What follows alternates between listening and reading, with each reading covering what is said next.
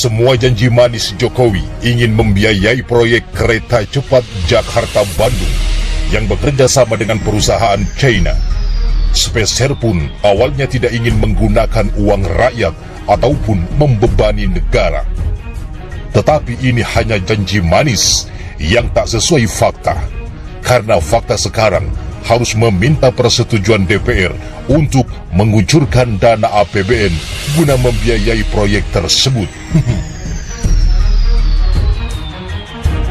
Ketua Bidang Advokasi dan Kemasyarakatan Masyarakat Transportasi Indonesia MTI, Joko Setijowarno, mengungkapkan rencana kucuran dana APBN untuk membiayai proyek kereta cepat Jakarta-Bandung ini tak sesuai dengan janji pemerintah.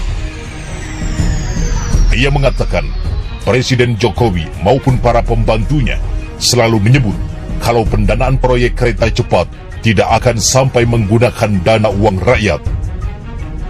Pemerintah selama ini mengklaim proyek ini bisa didanai murni lewat bisnis to bisnis.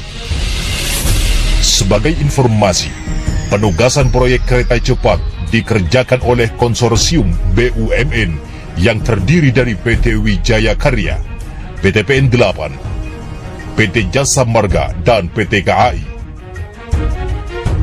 Bersama dengan perusahaan China, keempat BUMN ini membentuk perusahaan patungan bernama PT Kereta Cepat Indonesia China. Baik pihak BUMN Indonesia maupun China sama-sama berkontribusi pada proyek tersebut sesuai porsi saham. Awalnya begitu janjinya, tetapi ketika dikerjakan oleh BUMN Karya yang belum pengalaman, akhirnya pemerintah juga harus turun tangan. Sebelumnya juga terjadi di LRT Jabodetabek, jelas Joko dalam keterangannya. Ia mengatakan, proyek kereta cepat Jakarta-Bandung bisa dikatakan bernasib sama seperti proyek LRT Jabodetabek. Pendanaan dua proyek ini akhirnya banyak bergantung kepada KAI, di mana pemerintah akhirnya mengucurkan dana APBN yang tak sedikit lewat PMN yang diberikan untuk PT KAI. Ini karena kontraktor LRT Jabodetabek, PT Adikarya, juga mengalami kesulitan pendanaan. Joko mengatakan, membangun perkereta apian sekaligus infrastrukturnya tak semudah membangun infrastruktur jalan raya seperti tol. Itu sebabnya banyak investor swasta tertarik membangun jalan tol. Sekarang manajemen operasional keduanya diserahkan ke PT KAI. Dikiranya membangun infrastruktur jalan raya, membangun jalan rel itu, membangun sistem secara menyeluruh, termasuk teknologinya juga harus diperhitungkan, kata Joko. Ia pun lantas mempertanyakan janji-janji yang sempat dilontarkan pemerintah, yakni Presiden Jokowi, di mana dana proyek kereta cepat Jakarta-Bandung tak akan menggunakan dana APBN sepeser pun. Kemudian Jokowi merevisi aturan. Sesuai dengan janji Jokowi dahulu, proyek kereta cepat Jakarta-Bandung memang dilarang menggunakan uang APBN yang diatur dalam Perpres 107 tahun 2015. Dalam regulasi lawas itu, pendanaan proyek kereta cepat Jakarta-Bandung hanya boleh bersumber dari penerbitan obligasi oleh konsorsium BUMN atau perusahaan patungan. Lalu opsi lainnya dari pinjaman konsorsium BUMN atau perusahaan patungan dari lembaga keuangan, termasuk lembaga keuangan luar negeri atau multilateral. Dan pendanaan lainnya sesuai ketentuan peraturan perundang-undangan.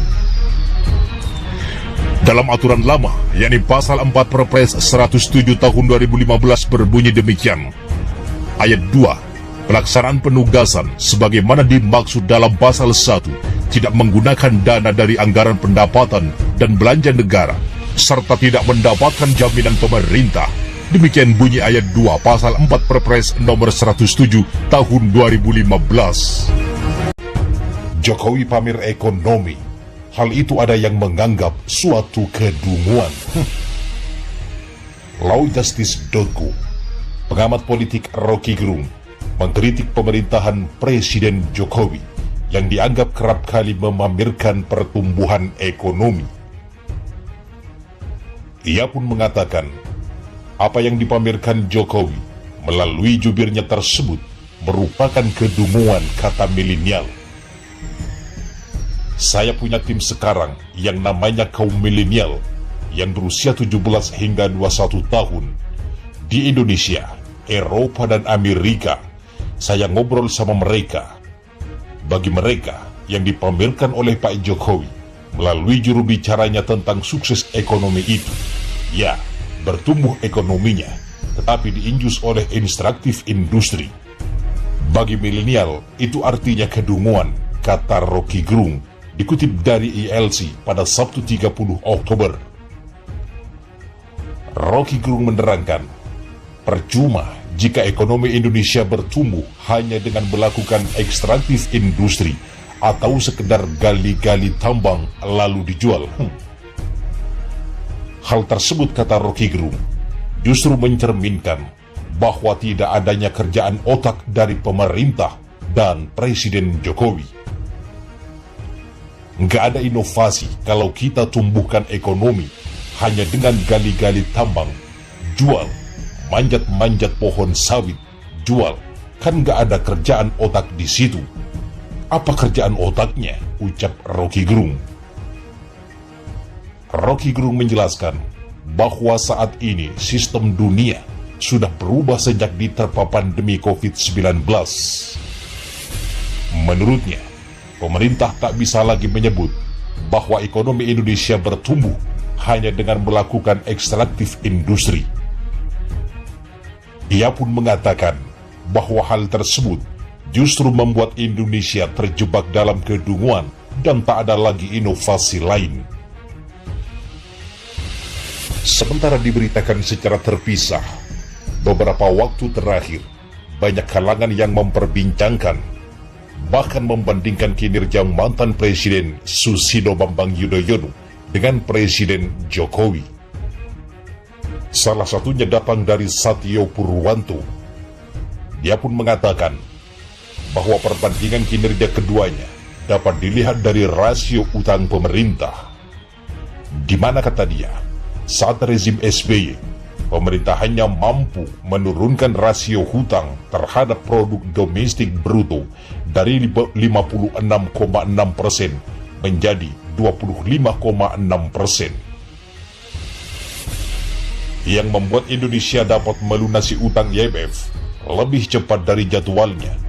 Maka atas pencapaian tersebut, sejak tahun 2008, Indonesia menjadi anggota G20 atau grup negara-negara dengan ekonomi terbesar dunia dan dianggap negara maju, ujar Satyo, seperti melansir airmall.id pada Senin 25 Oktober.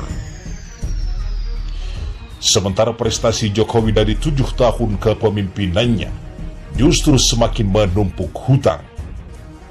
Satyo pun membeberkan, berdasarkan sumber data yang diambil dari situs APBN per September 2021 yang dirilis Kementerian Keuangan, utang pemerintah per Agustus 2021 naik terus hingga sebesar 6.570,17 triliun.